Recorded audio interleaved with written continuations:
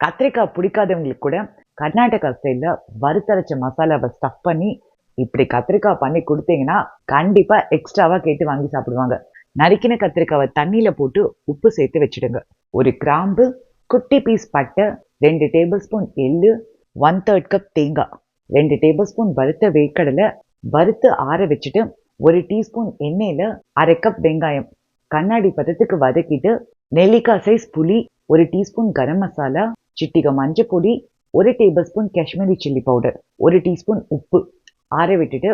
try மசாலாவை பொடிச்சிட்டு வெங்காயத்தை அரைச்சி இதில் சேர்த்துட்டு 1/4 கப் வெங்காயம் கொஞ்சம் கொத்தமல்லி சேர்த்து மிக்ஸ் பண்ணி விட்டுட்டு கட் பண்ண கத்திரிக்காயில் இதை ஸ்டஃப் பண்ணிட்டு 2 டேபிள் ஸ்பூன் எண்ணெய் சூடானோடனே 1/2 டீஸ்பூன் கடுகு பொரிய விட்டுட்டு வரமிளகா கறிவேப்பிலை ஸ்டஃப் பண்ண கத்திரிக்காவை சேர்த்து கத்திரிக்காயோட தோல் கலர் மாதிரி நல்ல குக்கான உடனே மீதி இருக்கிற மசாலா தண்ணி சேர்த்து